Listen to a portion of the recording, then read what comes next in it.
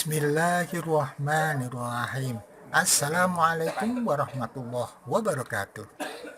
Inilah highlight inti dari video kali ini. Allahumma sholli ala sayyidina Muhammad. Alhamdulillahirabbil alamin. Muhammad. Allahumma sholli ala sayyidina Muhammad. Assalamualaikum warahmatullahi wabarakatuh. Bismillahirrahmanirrahim. La haula wala quwata illa billahil aliyil azim. Sampailah kita pada cerita yang ke-29. Sebelum saya sampaikan cerita ini, saya akan bacakan quote-nya untuk video ini. Dunia adalah pemimpin orang yang mengejarnya dan pelayan orang yang meninggalkannya.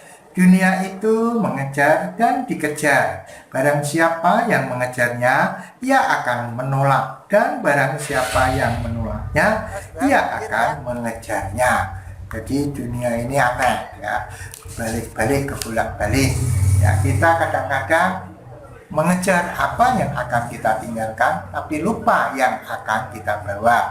Mengejar dunia yang akan kita tinggalkan ketika kita mati, dan meninggalkan ibadah-ibadah, padahal ibadah-ibadah itu akan kita bawa. Kita tidak mengejar berbuat baik, membantu orang lain, sedekah, menegakkan sholat, tidak kita kejar untuk selalu ditingkatkan, tetapi malah kita mengejar harta yang banyak ditumpuk-tumpuk, makin banyak, padahal akan kita tinggalkan. Naudzubillah, summa naudzubillah. Baiklah, saya akan sampaikan cerita yang ke-29, yaitu membeli emas. Ya, emas adalah sesuatu perhiasan yang didambakan khususnya oleh kaum putri. Ibu-ibu, anak remaja putri yang ke tanah suci itu biasanya akan tergiur untuk membeli emas. Tetapi kadang-kadang karena kita itu hanya berambisi bahwa emas di tanah suci atau di Arab, di Mekah maupun Madinah itu dikatakan emas tua, kita tidak menghiraukan harganya. Padahal kita perlu menawar. Jangan manut saja, ya, jangan ikut saja pada penjual emas di sana. Dan apakah murah di Madinah atau Mekah? Itu tergantung kepandaian kita untuk menawarnya. Jangan sampai kita terpikat oleh bujuk rayu mereka. Dan prinsipnya, jangan hanya terpancang dari satu toko saja, toh masih banyak toko lain, hingga ketika Anda menawar belum dibolehkan, itu berarti memang tawaran Anda masih di bawah standar. Tetapi kemudian Anda pindah ke toko yang lain, manakala Anda penawarannya dinaikkan dan sudah mencapai standar harga yang bagi mereka itu sudah ada keuntungan, maka Anda akan bisa mendapatkan emas itu. Caranya bagaimana? Silahkan ditawar, ya, ditawar. Di toko emas bisa menggunakan uang rupiah atau di sana dikatakan uang Jokowi. Ditawar, namanya bagaimana? Sedapat-dapatnya ditanyakan 1 gramnya berapa, ya. Kemudian ditawar separuhnya dulu. Anda nggak usah sungkan, karena orang sana pun biasanya menaikkan harga itu juga berlipat-lipat, karena mau, bahasa Jawanya itu meremo, mau mencari keuntungan yang banyak. Maka Anda hati-hati agar jangan kemudian menawar yang terlalu dekat dengan harga yang ditetapkan mereka. Dicoba separuh dulu. Nah, kalau dia bilang halal, haram, berarti belum boleh. Ketika nanti dia sudah memberikan di kalkulatornya itu, kemudian dia bilang halal, nah itu boleh. Sebaiknya saya sarankan Anda membawa kalau HP bisa ditunjukkan Kalau kesulitan, bawa selembar kertas kecil begitu dengan ballpoint.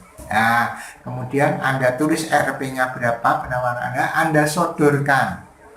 Kira-kira Anda nanti bilang halal atau tidak. Nah, begitu. Jadi, sekali lagi, tolong ya, Anda menawar ketika mau membeli emas. Cara menawarnya seperti apa? Tanyakan 1 gramnya berapa. Lebih baik ditanya uang rupiah. Rupiahnya berapa? Jangan realnya. Ya, kalau saya lebih baik pakai uang rupiah saja. Kemudian Anda tawar separuhnya. Nah, ketika separuhnya, nanti kok belum boleh dinaikkan sedikit, ya sampai 2 kali naik kok belum masuk, ya Anda pindah toko atau pindah kios. Biasanya nanti toh kalau kios yang lain itu sudah Anda naikkan dengan standar tadi yang baru saja Anda sebutkan belum boleh juga, ya Anda bisa kembali ke toko yang awal dengan menaikkan harga sedikit lagi. Insya Allah Anda akan mendapatkan harga yang standar. Jadi bahasa Jawanya itu tidak keblowok, Anda tidak terkena harga tinggi. Ya. Oke, mudah-mudahan bermanfaat. Mohon maaf apabila banyak kesalahan. Subhanakallahumma wa bihamdika asyhadu an la ilaha illa anta astaghfiruka wa atubu ilaik. Assalamualaikum warahmatullahi wabarakatuh. Bismillahirrahmanirrahim. Assalamualaikum warahmatullahi wabarakatuh. Bismillah, alhamdulillah, la haula wa la quwata illa billah. Alhamdulillah kita bisa berjumpa walaupun lewat dunia maya. Salawat dan salam marilah selalu kita sanjungkan kehadirat Rasulullah Sallallahu Alaihi Wasallam, Rasul pilihan Allah yang telah membawa kita minadul mati ilan nur, dari alam kegelapan menuju alam terang benderang. Mari kita awali dengan bacaan basmalah. Bismillahirrahmanirrahim. Kita tahu bahwa semua umat Islam tentu mau melihat atau mengunjungi tanah suci untuk berziarah ya ke makom Rasulullah SAW, dan juga untuk melaksanakan rukun Islam yang kelima, yaitu ibadah haji. Kita semua yakin dan percaya bahwa tanah suci merupakan anugerah bagi Allah untuk manusia, di mana merupakan satu wahana ya pertemuan umat Islam seluruh dunia saat itu. Kita semua tentu akan ingin sekali mengikuti kegiatan itu berupa haji. Kalau toh tidak haji karena terlalu lama untuk menunggunya, mungkin kita bisa berumroh ya. Kemudian kita juga tahu bahwa tanah suci ini banyak keajaiban di sana, banyak hal-hal yang di luar nalar begitu, tetapi itu semua adalah atas izin Allah Subhanahu wa Ta'ala. Oleh karena itu, kesempatan ini saya akan menyampaikan beberapa kisah, beberapa hal yang terjadi yang merupakan keajaiban dan hal-hal yang menarik yang terjadi di tanah suci, yang merupakan testimoni dari apa yang saya alami, dan juga dari referensi yang pernah saya dengar, saya baca, kemudian saya ulang kembali untuk menceritakan di sini. Tentu saja ini masih banyak kekurangan ya, tidak seindah apabila Anda bisa berkunjung ke tanah suci sendiri, tapi setidaknya mudah-mudahan memberikan motivasi akan kerinduan kita, terutama bagi yang belum pernah, yang sudah pernah ke sana pun sangat rindu ya untuk bisa hadir di tanah suci kembali ya. Yang saya hormati para pirsawan semuanya, jadi tujuan saya untuk mengunggah ini adalah untuk membunuh lupa, biar waktu yang ada pada diri saya setelah pensiun ini masih memiliki manfaat bagi orang lain, sehingga saya membuat konten ini. Kemudian saya juga ingin memiliki satu jejak digital yang mudah-mudahan nanti setelah saya meninggal bisa diputar kembali dan bisa bermanfaat bagi orang lain. Yang ketiga, saya bertujuan untuk meningkatkan keimanan untuk saudara-saudara semua, juga untuk diri saya sepanjang masih hidup ini. Mudah-mudahan iman kita tetap meningkat ya, sebagaimana Allah berfirman, a'udzubillahi minasyaitonirrajim, bismillahirrahmanirrahim, ya ayyuhalladzina amanu taqullaha haqqa tuqatih wa la tamutunna illa wa antum muslimun. Ya ayyuhalladzina amanu, wahai orang-orang yang beriman, ittaqillah, mari kita tingkatkan ketakwaan kita kepada Allah. Wala tamutunna illa wa antum muslimun, jangan sampai kita meninggal selain memeluk agama Islam. Kita pertahankan keimanan kita pertahankan keislaman kita, tidak hanya untuk diri kita, sampai anak cucu kita. Kemudian saya pesankan kepada anak cucu saya, kepada saudara-saudara sekalian, tegakkan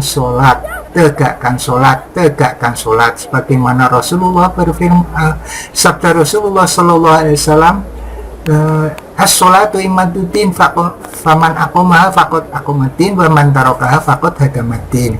Sholat itu tiang agama, siapa yang menegakkan agama, dia menegakkan sholat, atau ya menegakkan sholat, maka dia menegakkan agama. Jadi barang siapa yang meninggalkan sholat, maka dia adalah merobohkan agama. Kemudian disclaimernya, bahwa di dalam unggahan ini mungkin ada kesamaan ide, kesamaan pandang, kesamaan pendapat, kesamaan nama, kesamaan tempat, mungkin itu adalah kebetulan, dan manakala itu mengganggu Anda, saya mohon maaf sebesar-besarnya. Kemudian saya tegaskan bahwa saya bukanlah seorang kiai, bukan seorang ahli agama, saya manusia biasa yang masih harus belajar. Maka kalau terdapat kesalahan, saya mohon maaf sebesar-besarnya. Yang ketiga, mungkin judul dan caption di thumbnail video ini atau keterangan di description mungkin berbeda dengan apa yang ada di sini. Saya mohon maaf sebesar-besarnya. Yang keempat, bahwa unggahan ini saya khususkan untuk anak cucu saya, keturunan saya, keluarga saya. Tetapi manakala Anda yang di luar keluarga saya mau mengikuti dan mau selalu menyimak channel ini, video ini, saya ucapkan terima kasih. Mudah-mudahan bermanfaat bagi Anda dan sekeluarga. Yang kelima, bahwa unggahan ini sifatnya itu masih subjektif, masih banyak kekurangan. Oleh karena itu perlu disempurnakan. Bila ada yang lebih, pakailah, itu datangnya dari Allah. Tetapi bila ada yang kurang, itu adalah dari kebodohan saya, maka maafkanlah. Maka sebelum saya tutup, saya doakan mudah-mudahan kita semua diberikan keberkahan, diberikan kesehatan, diberikan perlindungan dari Allah Subhanahu wa Ta'ala. Dan di samping unggahan ini, saya juga memiliki video-video yang lain yang bisa Anda simak setelah ataupun di video ini, yang bisa Anda tonton setelah ini. Mudah-mudahan bermanfaat. Assalamualaikum warahmatullahi wabarakatuh. Ala Muhammad, Allahumma sholli ala Sayyidina Muhammad.